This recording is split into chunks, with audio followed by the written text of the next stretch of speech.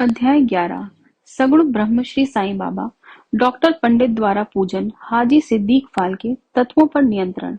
इस अध्याय में अब हम श्री साईं बाबा के सगुण ब्रह्म स्वरूप, उनका पूजन तथा तत्व नियंत्रण का वर्णन करेंगे। सगुण ब्रह्म श्री साईं बाबा। ब्रह्म के दो स्वरूप हैं, निर्गुण और सगुण। निर्गुण निराकार है और सगुण साकार है। यद्यपि वे एक ही ब्रह्म के दो रूप हैं, फिर भी किसी को निर्गुण और किसी को सगुण उपासना में दिलचस्पी होती है। जैसा कि गीता के अध्याय 12 में वर्णन किया गया है, सगुण उपासना सरल और श्रेष्ठ है। मनुष्य स्वयं आकार, शरीर, इंद्रिय आदि में है, इसीलिए उसे ईश्वर की साकार उपासना संभवतः ही सरल है। जब तक कुछ काल सगुण ब्रह्म की उपासना न की जाए, तब तक प्रेम और भक्ति में वृद्धि ही नहीं होती। सगुणोपासना में जैसे जैसे हमारी प्रगति होती जाती है, हम निर्गुण ब्रह्म की ओर अग्रसर होते जाते हैं। इसलिए सगुण उपासना से ही श्री गणेश करना अति उत्तम है। मूर्ति, वेदी, अग्नि, प्रकाश, सूर्य, जल और ब्राह्मण आदि सप्त उपासना की वस्तुएं होते हुए भी सद्गुरु ही इन सब में श्रेष्ठ है। श्री साईं का स्वरूप आंखों के सम्मुख लाओ, जो वैराग्य की प्रत्यक्ष मूर्ति और अनन्य शरणागत भक्तों के आश्रयदाता है। उनके शब्दों में विश्वास लाना ही आसन और उनके पूजन का संकल्प करना ही समस्त इच्छाओं का त्याग है। कोई कोई श्री साईं बाबा की गणना भगवत भक्त अथवा महाभागवत में करते थे या करते हैं, परंतु हम लोगों के लिए तो वे ईश्वर अवतार हैं। वे अत्यंत क्षमाशील, शांत, सरल और संतुष्ट थे, जिसकी कोई उपमा ही नहीं दी जा सकती। यद्यपि वे शरीरधारी थे, पर यथार्थ में निर्गुण, निराकार, अनंत और नित्य मुक्त थे।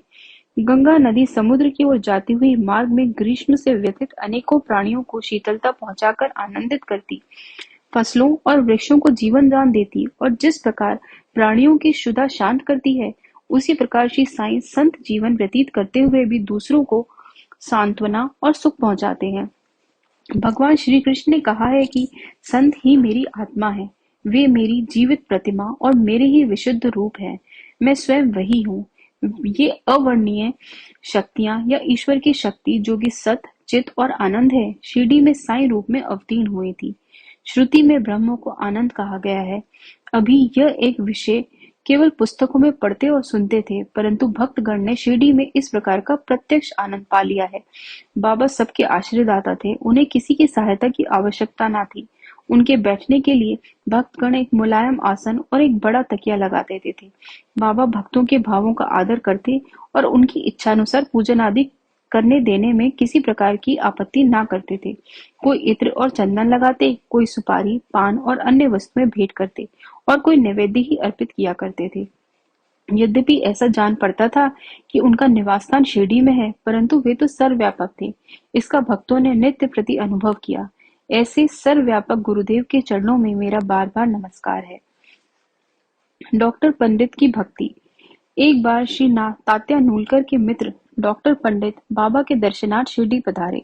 बाबा को प्रणाम कर वे मस्जिद में कुछ देर तक बैठे। बाबा ने उन्हें श्री दादा भट्ट केलकर के पास भेजा, जहां पर उनका अच्छा स्वागत हुआ। फिर दादा भट्ट और डॉक्टर पंडित एक साथ पूजन के लिए मस्जिद पहुंचे। दादा भट्ट ने बाबा का पूजन किया। बाबा का पूजन तो प्राय सभी किया करते थे, परंतु अभी तक उनके शुभ मस्तक पर चंदन लगाने का किसी ने भी साहस नहीं किया था। केवल एक मालसापति ही उनके गले से चंदन लगाया करते थे। डॉक्टर पंडित ने पूजन की थाली में से चंदन लेकर बाबा के मस्तक पर त्रिपुंडाकार लगाया। लोगों ने महान आश्चर्य से देखा कि बाबा ने एक शब्द भी नहीं कहा। संध्या समय दादा भट्ट ने बाबा से पूछा, क्या कारण है कि आप दूसरों को तो मस्तक पर चंदन नहीं लगाने देते, परंतु डॉक्टर पंडित को आपने कुछ भी नहीं कहा?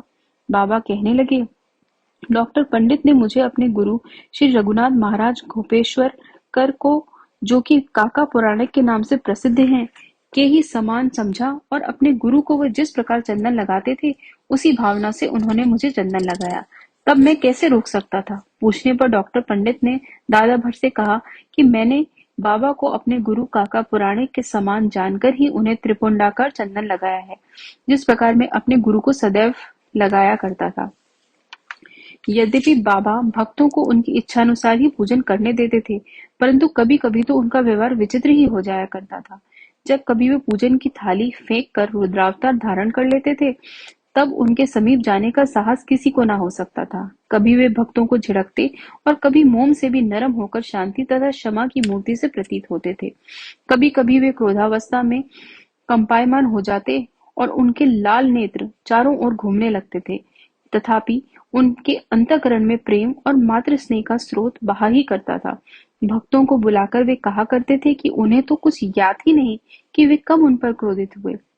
यदि ये संभव हो कि समुद्र नदियों को लौटा दे, तो वे भक्तों के कल्याण की भी उपेक्षा कर सकते हैं। वे तो भक्तों के समीप ही रहते हैं और जब भक्त उन्हें पुकारते हैं, वे तुरंत ही उपस्थित हो जाते हैं। वे तो सदा भक्तों के प्रेम के भूखे हैं।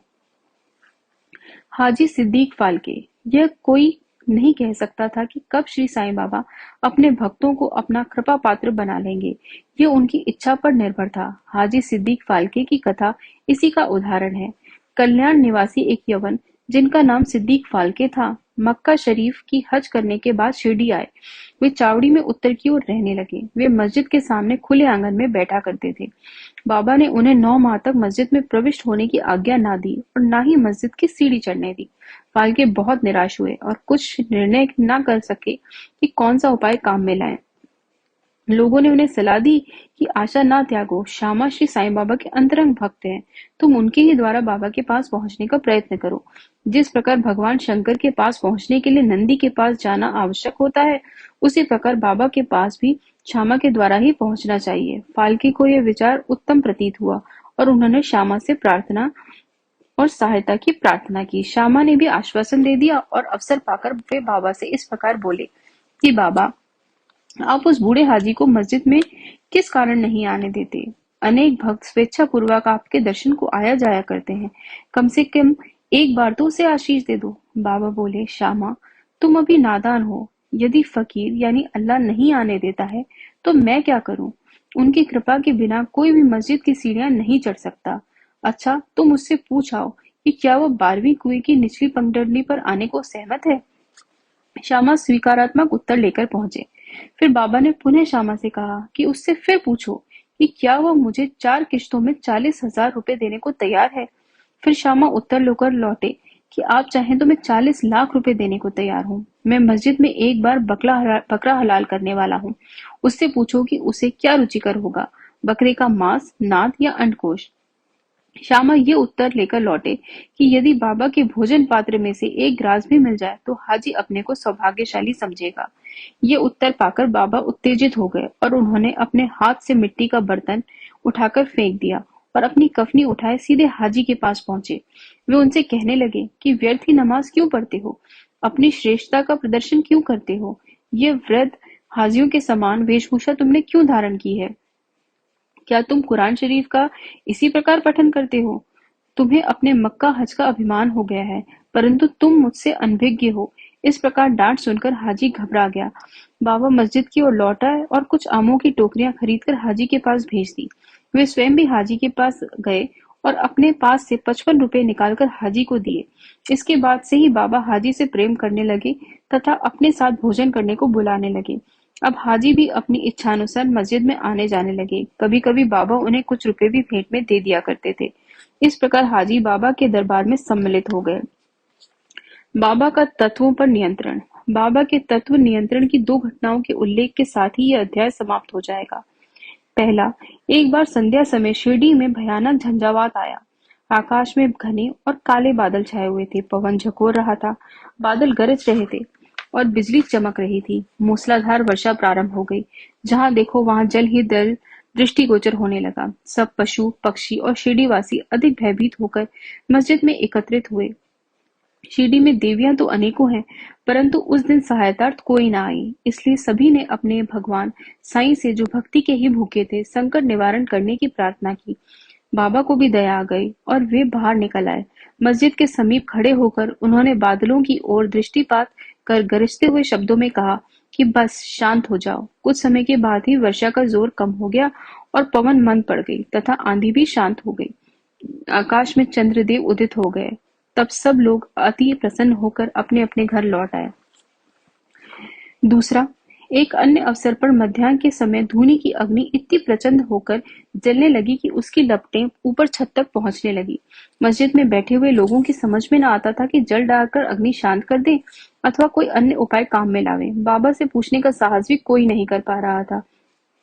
परंतु बाबा शीघ्र परिस्थिति को जान गए। उन्होंने अपना सटका उठाकर सामने के खंभे पर बलपूर्वक प्रहार किया और बोले, नीचे उतरो और शांत हो जाओ। सटके की प्रत्येक ठोकर पर लपटें कम होने लगी और कुछ मिनटों में ही धूनी शांत और यथापूर्वक हो गई। श्री साईं ईश्वर के अवतार हैं।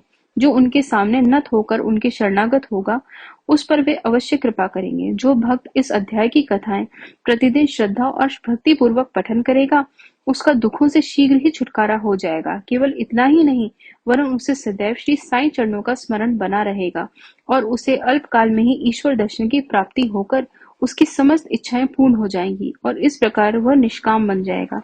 श्री सद्गुरु साईनाथार्पणमस्तु। शुभम भवतु।